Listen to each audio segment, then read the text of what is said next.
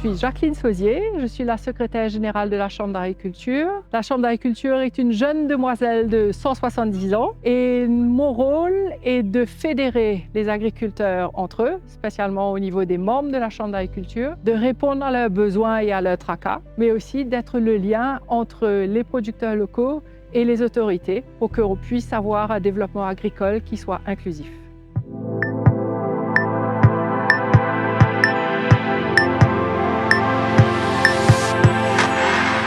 Une fibre environnementale très forte m'a poussé à les emmener à améliorer leurs pratiques agricoles. Et en ce faisant, on a développé des projets autour de l'agroécologie et surtout une étude complète sur les méthodologies, la méthode de production de nos fruits et légumes à Maurice. Je m'appelle Bruno Dubarry, je suis président de l'association Le Vélo Vert qui, à Maurice, travaille à accompagner à la transition agroécologique. Donc on le fait de manière simple, avec des projets, des programmes à destination des publics professionnels et aussi non professionnels en agriculture. On forme, on sensibilise, on produit, on expérimente, on aide à la vente également. C'est travailler sur tout l'écosystème qui demain permettra une transition agroécologique.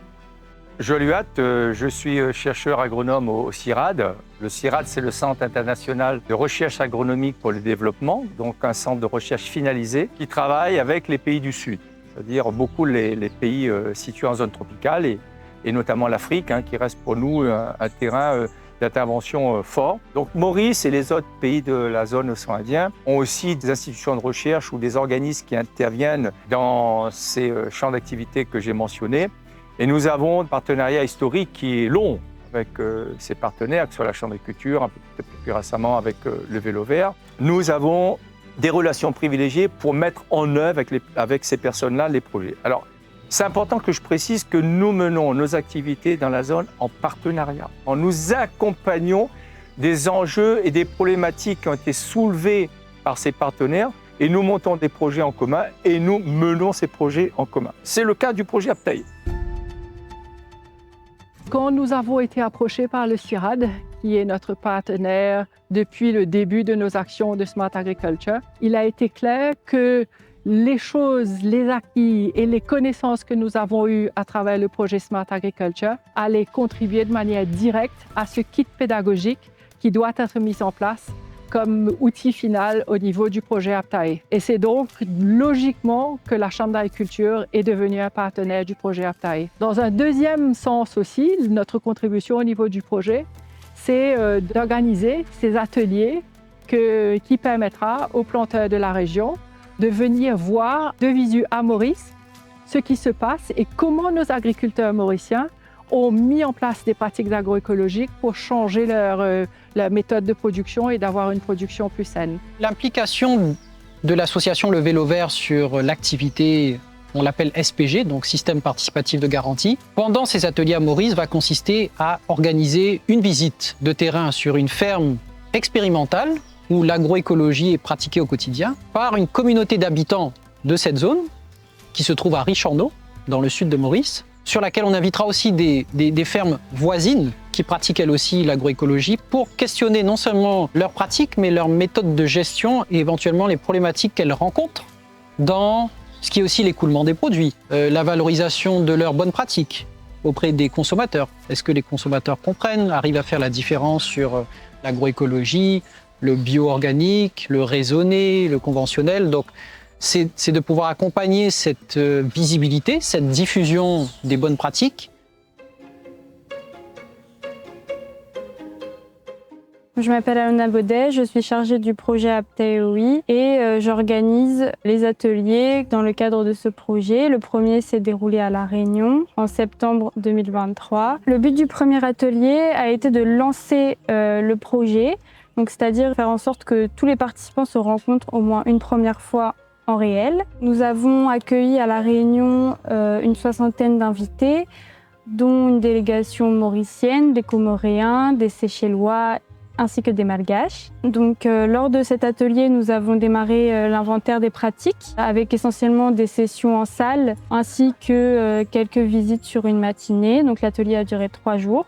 Et l'atelier de Maurice a lui été organisé essentiellement par la Chambre d'agriculture de Maurice avec le CIRAD en soutien et a réuni pareillement une soixantaine de personnes Et l'objectif de l'atelier était cette fois-ci d'aller sur le terrain, de rencontrer les agriculteurs, de poser des questions sur les pratiques et surtout de faire en sorte que les participants du projet et les acteurs du projet puissent échanger entre eux des pratiques tout simplement de leur territoire. Julie Delair, je suis la directrice pays d'initiative développement en océan Indien. On intervient à la fois à Madagascar et aux Comores où on est présent depuis 1996. C'est les Comores qu'on représente au sein de ce projet puisqu'on est un acteur sur place qui travaille avec un ensemble de partenaires depuis plusieurs années maintenant. Et donc notre objectif, c'est vraiment de pouvoir aller diffuser les acquis du projet Aptae qui est un projet fort de capitalisation et de synergie régionale pour les transmettre ensuite au niveau de l'archipel des Comores qui est un archipel quand même assez isolé sur la carte des îles du sud-ouest de l'océan Indien. Dans notre cas, on compte vraiment pouvoir partager notre expérience dans le cadre de la filière Ilang-Ilang des Comores sur laquelle on travaille depuis plus de 10 ans et où on pilote depuis 3 ans un mécanisme de certification informel qui s'apparente véritablement à un SPG dans le sens où c'est une initiative collective qui permet de valider ensemble la qualité, la durabilité des huiles essentielles produites et vendues à l'export. Je m'appelle Sedna Rouza. Je viens de Comores, je travaille dans une association appelée Association Demain. C'est une association qui mène des activités sur l'agriculture durable. Nous avons mis en place des pratiques agroécologiques, sans pesticides, sans produits chimiques. Parmi ces techniques, nous avons mis en place des biopesticides à base de sisal, ça a bien marché sur les maïs, que ça a une efficacité presque 100% parce que nous avons utilisé sur la culture de maïs. En termes de pratique, on se focalise beaucoup donc sur la fertilité, la production de fertilisation organique, parce que le problème à Madagascar, c'est que les intrants chimiques sont vraiment très chers. Et là, les producteurs n'ont pas les moyens d'acheter. Et là, il y a beaucoup de travaux donc, sur la fertilisation organique pour que les fermes produisent des fertilisations organiques de qualité enrichies, riches en éléments besoins par les plantes là, pour survivre. Et donc là, il y a des formations, il y a des accompagnements des producteurs donc pour produire des matières organiques de qualité, différents types de compost, les micro-organismes essentiels qui donnent de la santé aux plantes. Moi, c'est Mousdalifa Madi, je suis un agronome biotechnologiste. Je travaille à l'INRAP, c'est l'Institut national d'agriculture et de pêche et environnement. Aux Comores, comme vous le savez, en fait, nos parcelles, ce n'est pas comme les autres pays, ce sont de petites parcelles. Donc, en manque d'espace, on a adopté l'idée de faire tout dans un même espace. C'est ce qu'on appelle la rotation culturelle ou l'association culturelle. Donc, on peut faire manioc, maïs et taro en même temps dans un même espace. Donc, on a adopté la manière d'utiliser tout ce qui est compost ou des engrais bio, et que ce soit le fan de poule ou que ce soit de vache. Donc c'est ça où on a voulu juste essayer d'améliorer au Comores, de travailler ensemble avec les agriculteurs.